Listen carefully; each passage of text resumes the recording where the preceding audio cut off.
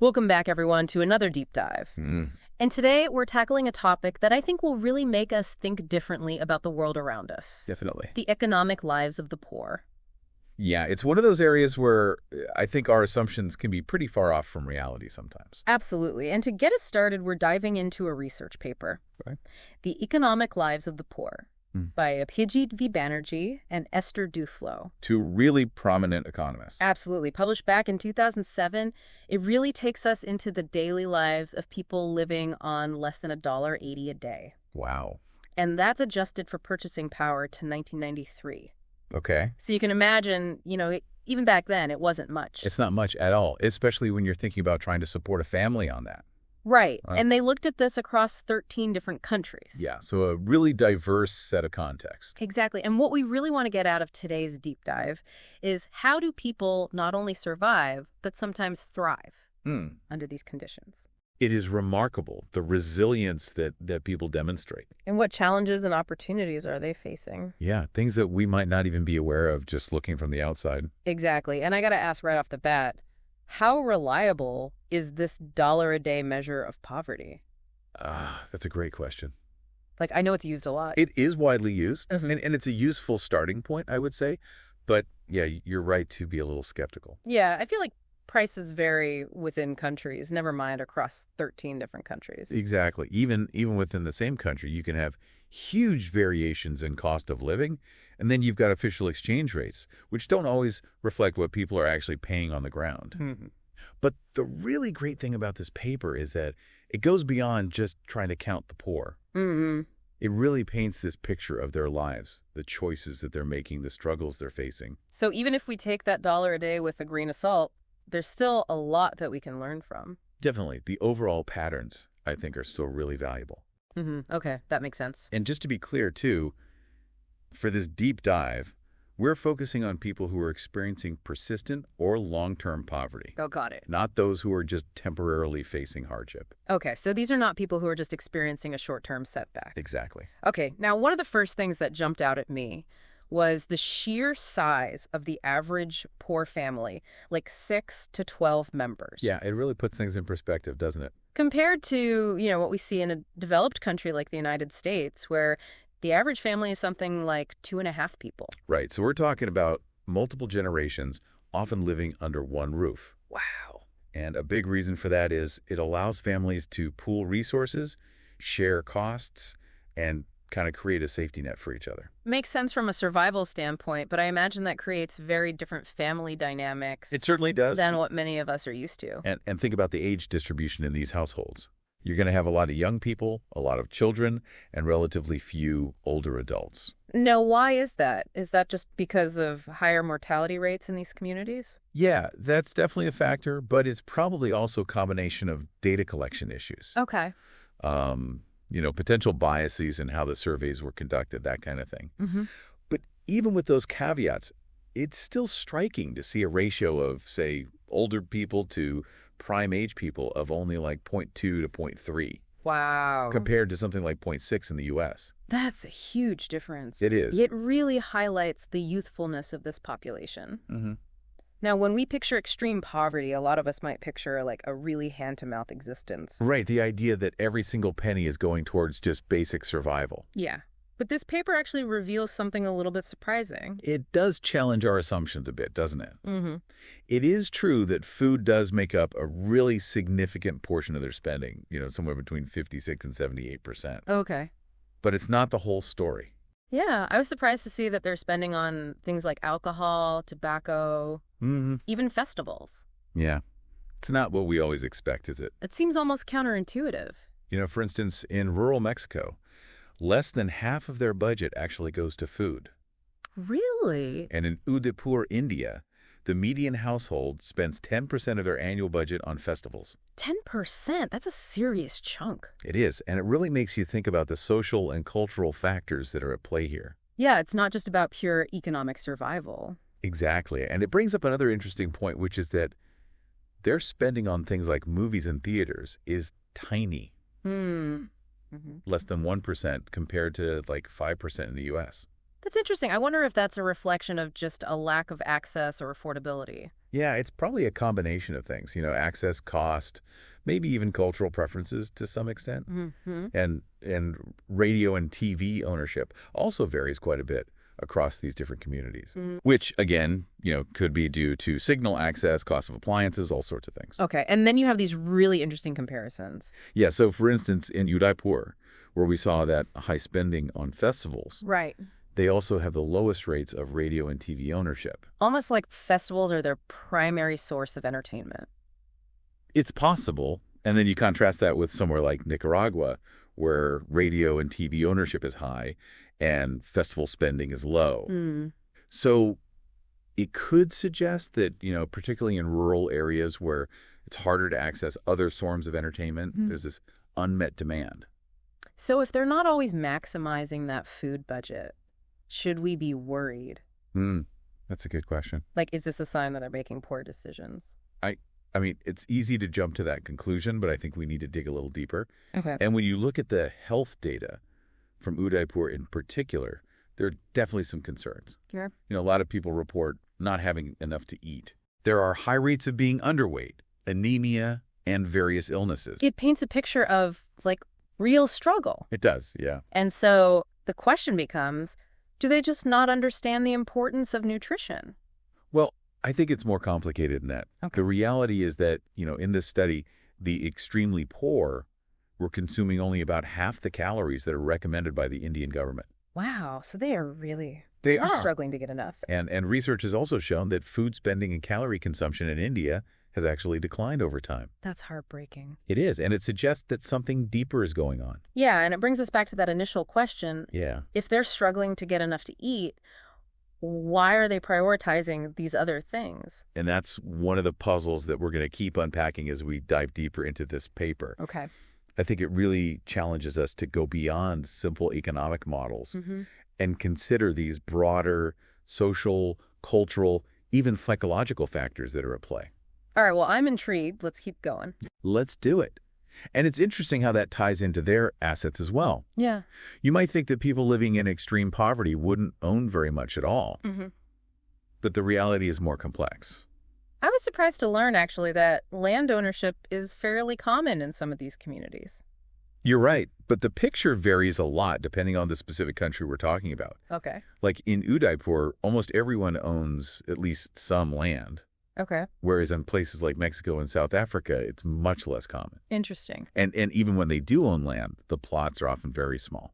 Okay, so not exactly like the sprawling farms we might picture. Exactly. What about things like radios, TVs, bicycles? Do they have those kinds of assets? Yeah, so ownership of those kinds of things tends to increase as you move up slightly, even among the poor. Okay. So like folks who are living on, say, $2 a day are more likely to own those things than those who are living on under $1 a day. Okay. Which really highlights how difficult it can be to save for those bigger purchases when you're living on such a tight budget. It's like that one unexpected expense away from falling back into a more precarious situation. Absolutely. It makes you wonder about the durable goods too, right? Like, do they have basic furniture, tools? Yeah. The paper mentioned that in Udaipur, almost nobody has a phone. Right. It makes you think about, like, just how much harder it is to generate income and kind of build a more stable future for themselves. Absolutely. When you're working with so little. You're trying to, run a marathon with worn-out shoes. Right. You might be able to finish the race, but it's going to be a lot harder. Exactly. And speaking of working, it's not like they're all just sitting around waiting for handouts. Right. In fact, this research actually shows that entrepreneurship is incredibly common, even among the poorest of the poor. That's right. One of the most inspiring findings, I think. You had mentioned that anecdote earlier about the dosa sellers in India. Yeah, the amazing story. Where they would be out making and selling dosas in the morning, and then they would switch gears entirely and do some other job. Right. To kind of make ends meet. Just incredible resourcefulness. And I found that really remarkable, but it sounds like that's not just an urban phenomenon. No, not at all. It's actually very common in rural areas as well. What we call this multiple occupations. The paper mentioned in Udaipur, even though almost everyone owns land, only a small percentage actually rely on agriculture as their main source of income. It's fascinating, isn't it? Yeah. This mix of farming, labor, small-scale businesses. And there was data from West Bengal, too. Yeah, showed a similar pattern. The median family there has 3 working members. Wow. And 7 occupations. It's mind-boggling. How do they keep track of it all? Right. And of course, we can't forget about temporary migration for work. I mean, this isn't permanent relocation, but it's a way to kind of fill those income gaps, right? Exactly. Yeah, so in Udaipur, over half of the poorest households report having a family member who migrates for work. Okay. But these migrations are typically short, maybe a month or so, and within a limited geographic area. So it's this constant hustle, just piecing together income from all these different sources. It really is, and it makes you wonder, right? Yeah. Why not migrate for longer? Wouldn't that potentially lead to more earning potential? And it makes you, I guess, question, like, is it just a lack of ambition? Well, that's what we tend to assume, right? But I think, again, we have to remember all of those constraints that we've talked about. Okay. Limited access to credit, lack of insurance, the need to diversify income to manage risk. Right. It creates this constant balancing act.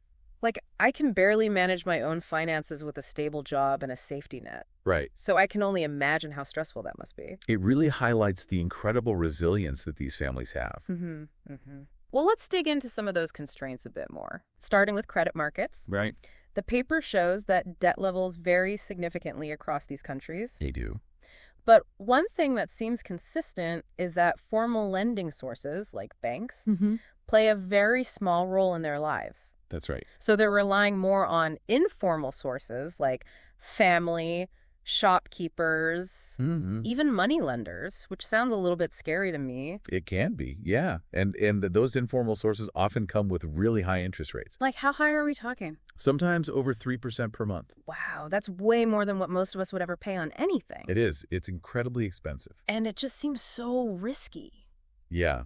But we have to keep in mind that those high rates aren't always due to people defaulting on their loans. Oh, yeah. They often reflect the cost of contract enforcement in those settings. So because the legal systems are weak or unreliable, the lender's essentially building in a risk premium. Exactly. And then you also have this issue of lack of formal collateral. Right. Things like property titles, which further limits their access to credit. It's this frustrating catch-22. It is. Where they can't get loans to grow their businesses because they lack assets, but they lack assets because they can't get loans. It's a poverty trap.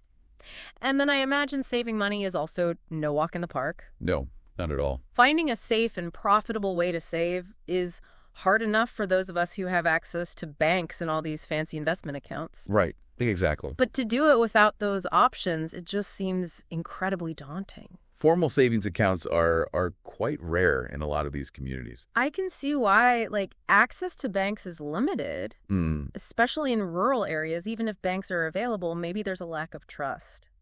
Right, or even just understanding of how they work. Right. And then you have this, ever-present temptation to spend whatever money you have on hand. Yeah, we all struggle with that, but especially I can imagine when you're constantly facing deprivation and uncertainty. Absolutely. It's like that marshmallow test. Right. But with real-life consequences. Yeah. Exactly. Now, the paper does talk about some really creative, informal saving strategies. It does. Yeah, there's some fascinating work by Stuart Rutherford that documents things like savings clubs, self-help groups, rotating credit associations, where people kind of pool their money and lend to each other in turns. It's amazing to see this resourcefulness. It is. These people trying to overcome all these obstacles. But sadly, even these informal mechanisms are less common than we might expect. Interesting. Which really just underscores how difficult it is to save, regardless of the specific mechanisms that are available.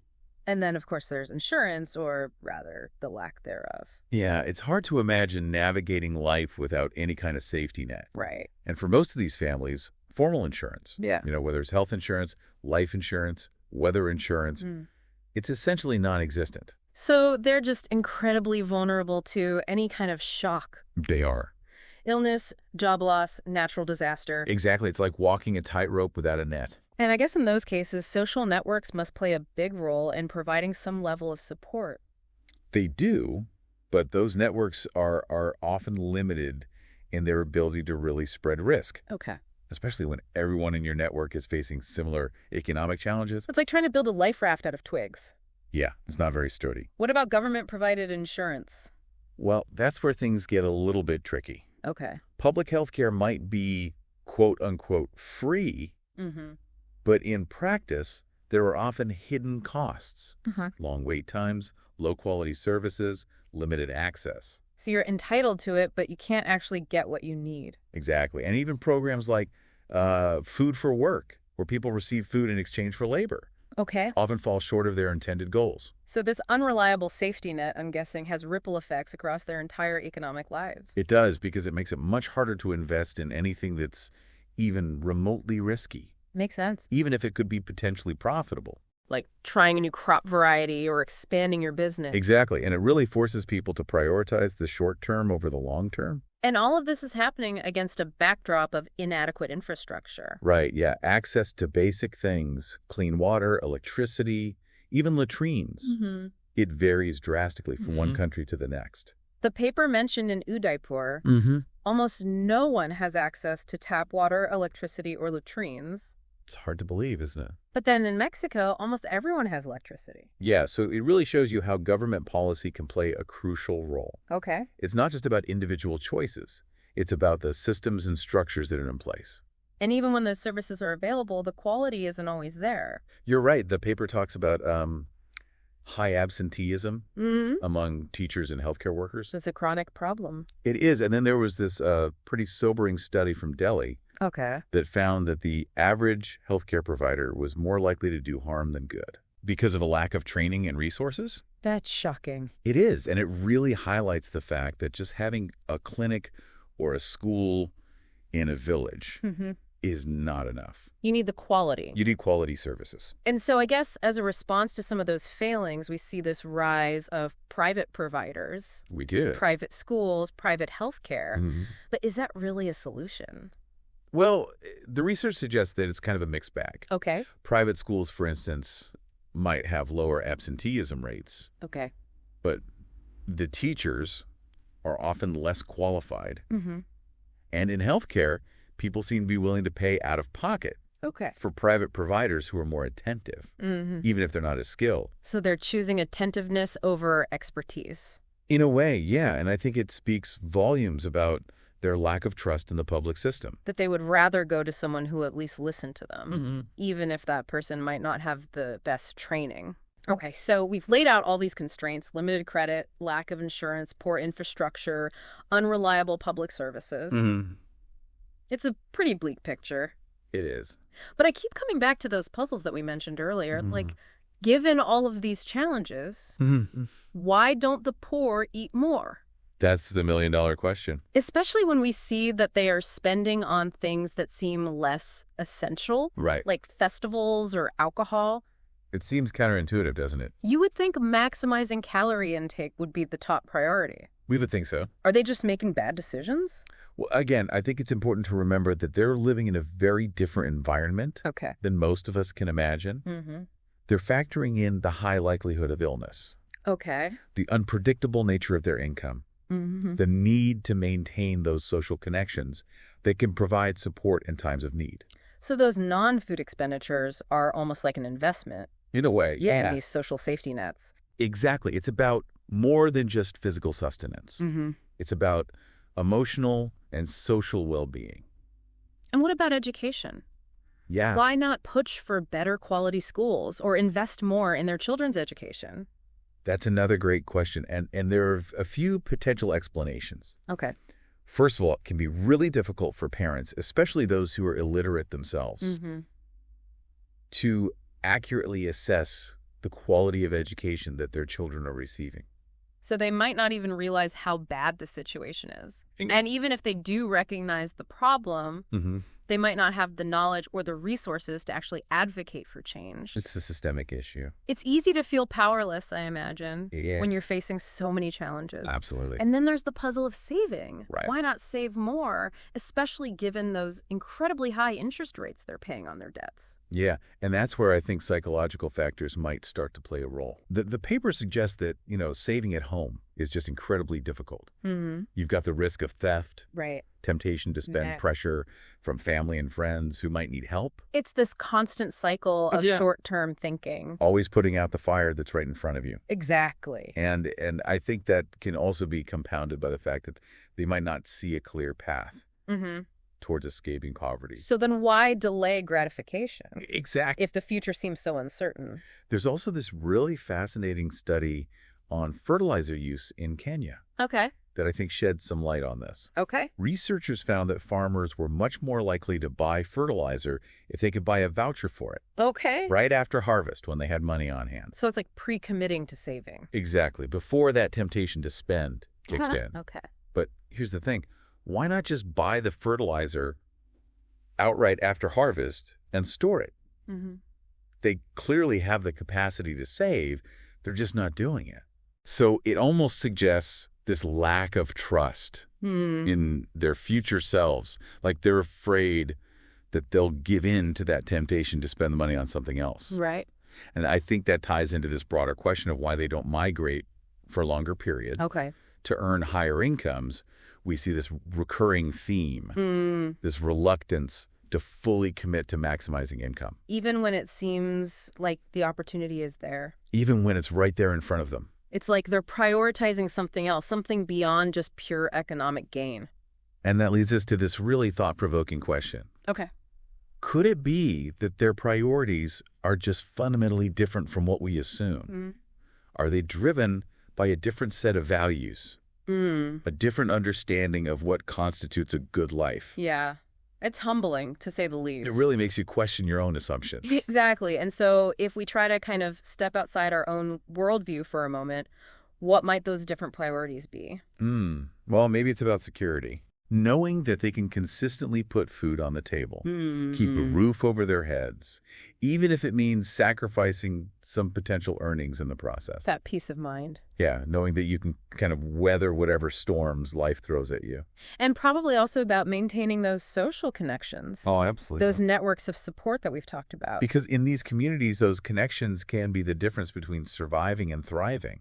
And we can't forget the importance of tradition and culture. Many of these families have lived in poverty for generations. Their values and priorities have been shaped by that experience. It's important to remember that. So those festivals that we talked about earlier, maybe they're more than just a way to blow off steam. Right. Maybe it's a way of preserving their heritage. I'm right here. Their identity in the face of adversity. I love that thought. It is a beautiful thought that even in these really difficult circumstances, people find ways to celebrate, connect, find meaning and joy. It really speaks to the human spirit. And I think it's a powerful reminder that poverty isn't just about a lack of money. Right. It's about a lack of opportunity, a lack of choice, a lack of control over your own destiny. It's about the systems and structures that perpetuate these cycles of hardship. And that's why it's so important for us as outsiders to approach this issue with humility and an open mind. Couldn't agree more. Like, we can't just impose our own solutions or our own values on these communities. Exactly. We need to listen to their stories, understand their challenges, and support their efforts to create a better future for themselves and their families. It's about empowerment, not dictation. I love that. So for our listeners out there who are hearing all this and thinking, okay, this is fascinating, but what can I actually do? Good question. What would you say? Well, I think the first step is just to stay informed. Okay. Read articles, listen to podcasts like this one. Right. Educate yourself about the realities of poverty and the challenges that people are facing around the world. Knowledge is power, as they say. It really is. And once you have that knowledge, you can start to support organizations that are working on the ground to address these issues. Okay. There are so many amazing NGOs, charities, social enterprises out there doing incredible work. Yeah. And you can donate your money or your time, even your skills to these organizations. And don't underestimate the power of just raising awareness. Talk to your friends and family about these issues. Share what you've learned on social media. It's about creating that ripple effect. Exactly. Spreading that understanding and compassion. And finally, don't be afraid to challenge your own assumptions and biases. Yeah, good point. The more we can open our minds to different ways of seeing the world, the better equipped we'll be to create a more just and equitable society for everyone. This deep dive has been a real eye-opener for me. We've uncovered the incredible resilience and resourcefulness of people living in poverty, but also the systemic barriers that can keep them trapped in this cycle of hardship. It's complex, for sure, but it's an issue that demands our attention. And as we wrap up today, I want to leave our listeners with this final thought. The next time you encounter someone who's struggling, try to see them not as a statistic or a problem to be solved, but as a human being with their own unique story, their own hopes and dreams. Beautifully said. Because ultimately, that's what connects us all, right? It is. We're all striving for a better life for ourselves, for our families, for our communities. And it's in our collective power to create a world where everyone has the opportunity to achieve those aspirations. Well said. Thank you for joining us on this deep dive into the economic lives of the poor. We hope it sparked your curiosity, challenged your assumptions, and inspired you to learn more about this critical issue. It's been a pleasure. And as always, keep questioning, keep exploring, and keep diving deep.